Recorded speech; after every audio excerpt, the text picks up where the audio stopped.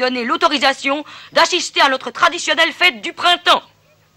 J'ajouterai que je le connais aussi et que je demande qu'il reste.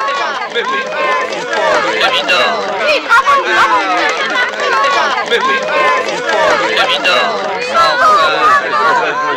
Ah, je suis si content, je te remercie, Aka. Moi aussi, je suis content. Siri!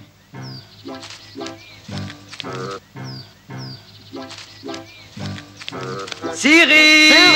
Siri! Oh, j'en ai assez de chercher ce toit qui est plus bête qu'un singe. Ah, et à cause d'elle, nous manquons le plus beau de la fête. Je ne supporte pas quand elle chante. Siri!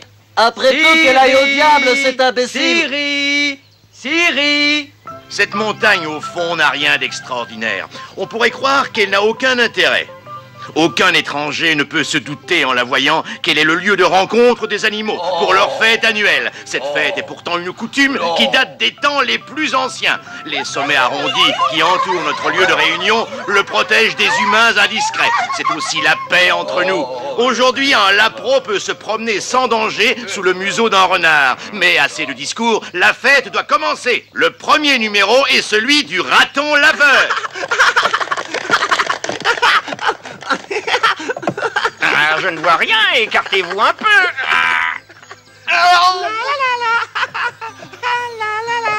Vous ne vous formalisez de rien, hein?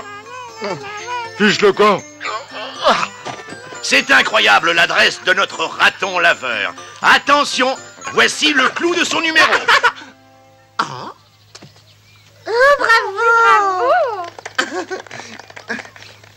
Oh, mes œufs! Attention à mes œufs! Ça devient palpitant.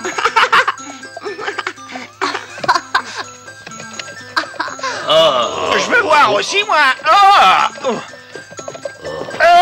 Un, deux, trois.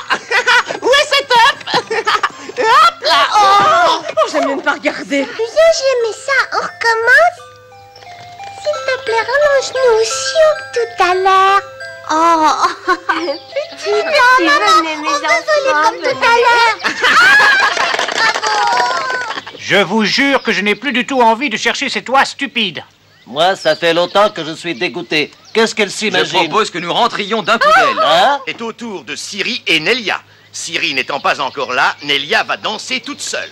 C'est impossible, je ne peux pas danser sans musique. Il le faut, sinon nous serons déshonorés. Sans musique, je crains d'être ridicule. Ah, cesse de faire des simagrées. Allez, vas-y, danse Nelia.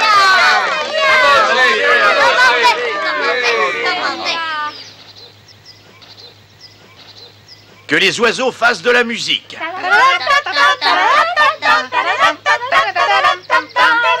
Voilà, très bien. Oui. Qu'y a-t-il, Nelia? Je crois que la mélodie ne lui convient pas. Essayons avec une valse.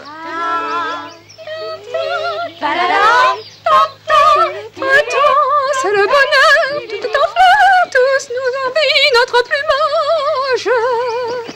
Oh, oh, oh, oh, oh,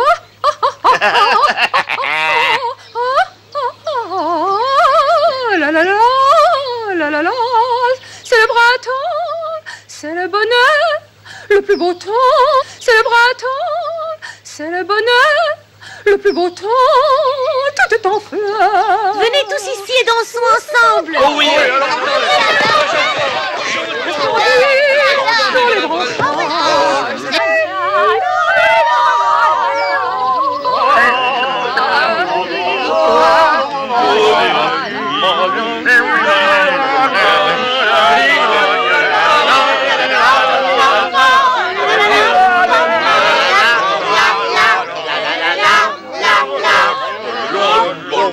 Est-ce que j'ai faim?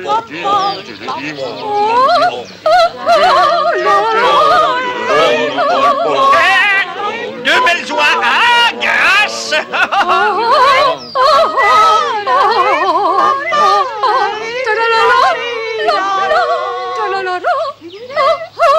C'est le bonheur. Ah, j'y vais. Oh, je t'en prie, laisse-moi. Non. C'est suffit, Smir. Qu'est-ce qui te prend? C'est que... Je sors de mes gonds.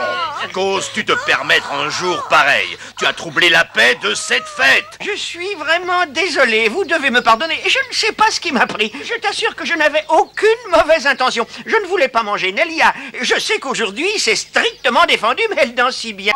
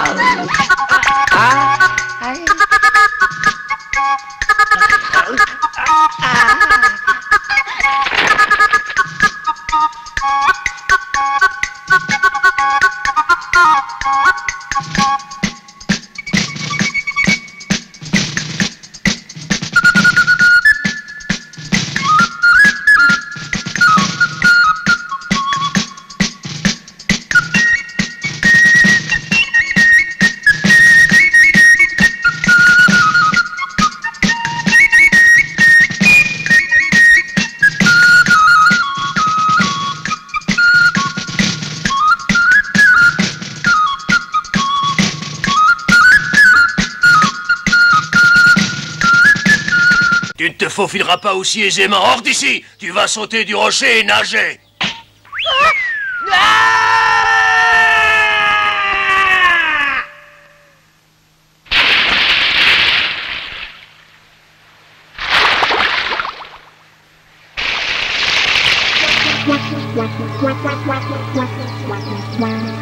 Je me vengerai. En voilà enfin débarrassé. Au fait, jeune homme, tu as ma corne magique? Oui. Nom d'un petit bonhomme, j'ai bien failli l'oublier. J'ai appris qu'elle t'avait servi à éloigner les rats gris de Glimmingus. Oui. Pourquoi es-tu allé danser devant son museau? Je n'imaginais pas qu'il était si Mais méchant. personne ne l'aurait pensé. Oh, en outre, une artiste oublie ce qui l'entoure et ne songe qu'à son interprétation. Est-ce que la fête peut continuer? Tu nous fatigues avec un quart d'heure sur ton art. Alors, mes amis, après ce très regrettable incident, notre fête peut reprendre dans la tranquillité. Youhou, les grues arrivent. C'est exactement à cet instant que l'on vit les grues qui s'approchaient du lieu de la réunion en volant majestueusement. Niels retenait sa respiration. Jamais encore il n'avait vu un tel ensemble et une telle beauté dans un vol d'oiseaux. En fait, les grues ne semblaient pas voler. On aurait plutôt dit un glissement harmonieux dans le ciel d'azur. Comme glissent les nuages quand poussés par le vent léger, ils projettent une ombre mouvante sur la terre et sur les eaux. Les grues se déplaçaient avec une grâce infinie, et leurs plumes blanches et grises resplendissaient au soleil comme de l'argent. Cela tenait de la magie. Niels était sous le charme. Une nostalgie indéfinissable l'envahissait. Qu'attendons-nous encore, se demandait-il. Elles sont là et il faut encore attendre. Mais il n'osait pas interroger les animaux. C'était leur fête, et ce jour-là, aucun d'eux ne pensait au mal. On avait déjà oublié la mauvaise action de Smir. Et soudain, Niels comprit ce qu'on attendait, et il se mit à éclater de rire. On attendait le printemps, pensa-t-il, pour que les grues puissent enfin poser leurs pattes sur le sol du Kullaberg.